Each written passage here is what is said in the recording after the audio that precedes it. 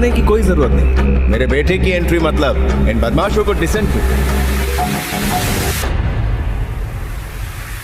खुद को समझता क्या है?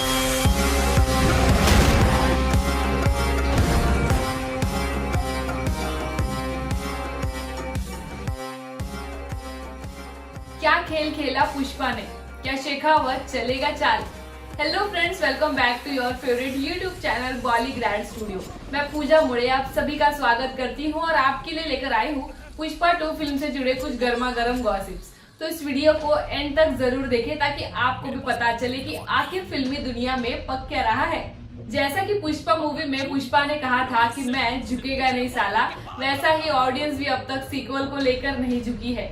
यानी कि हमें रोज ही कई सारी फैन थियरीज सुनने को मिलती है पुष्पा 2 को लेकर। ऐसा होता है कि जब कोई मूवी रिलीज होती है तब उसका जो क्रेज होता है वो स्टार्टिंग के कुछ ही दिनों तक रहता है, और कुछ मूवीज तो ऐसी रहती है जिनका क्रेज भी नहीं होता।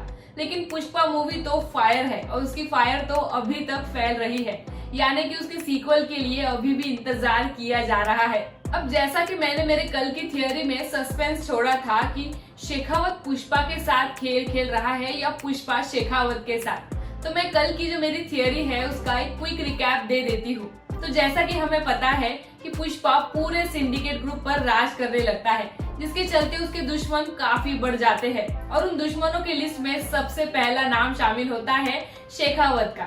शेखावत क्या करता है कि पुष्पा के सारे दुश्मनों को इकट्ठा कर एक प्लान बनाता है, जिस प्लान में पुष्पा फंसने वाला होता है। तो उस प्लान में सबसे अहम मोहरा होता है पुष्पा का सौतेला भाई, जिसका काम होता है पुष्पा की माँ और पुष्पा की जो बीवी है श्रीवल्ली, उसे अपने जाल में फंसाकर उनके दिमाग में ये डालना कि पुष्पा सिंडिकेट ग्रुप छोड़कर एक नई जिंदगी स्टार्ट कर सकता है। तो ऐसे में पुष्पा की माँ की बात सुनकर वो सिंडिकेट ग्रुप को छोड़ देता है और एक नई जिंदगी की शुरुआत करता है, जिसके चलते पुष्पा के दुश्मन काफी बढ़ जाते हैं, क्योंकि जो डीलर्स होते हैं वो उससे नाराज हो जाते हैं।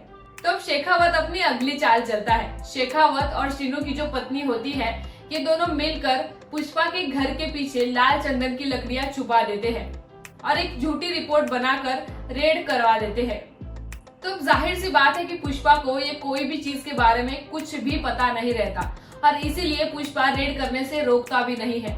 लेकिन बदनसीबी से पुष्पा के घर के पीछे लाल चंदन की लकड़ियां मिल जाती है, जिसके चलते पुष्पा अरेस्ट हो जाता है और उसे जेल में जाना पड़ता है। जब पुष्पा के खिलाफ कोर्ट में कार्यवाही शुरू हो जाती है तब शेखावत का जो वकील होता है वो कई सारे सबूतों के साथ आता है, और जो सबसे अहम गवाह होता है पुष्पा के खिलाफ वो होता है पुष्पा का सौतेला भाई।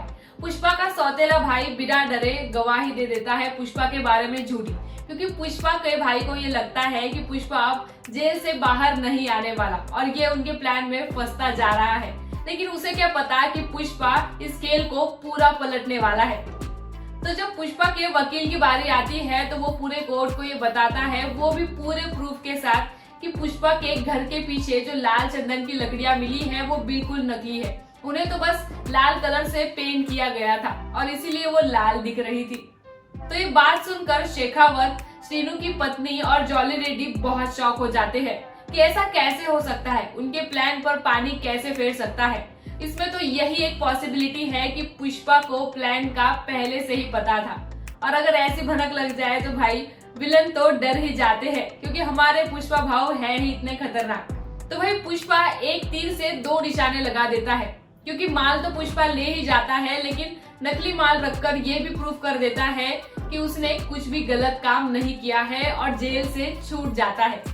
तो आपको क्या लगता है कि पुष्पा को ये प्लान की भनक कब लगी होगी? पुष्पा को ये प्लान की भनक तभी लग जाती है जब पुष्पा का सौतेला भाई उससे रिलेशन बढ़ाने की सोचता है, उससे रिलेशन और बढ़ाता है उसकी माँ और श्रीवल्ली से बात कर कर। तो मेरी थियरी में यही क्लाइमैक्स होने वाला है। आपको क्या लगता है मेरी थियरी के बारे में? मुझे कमेंट बॉक्स में जरूर बताएं। इस वीडियो को लाइक और शेयर करें। चैनल को तो आपने सब्सक्राइब कर ही दिया होगा। तो चलिए जल्दी मिलते हैं और नए गॉसिप के साथ, तब तक के लिए बाय बाय।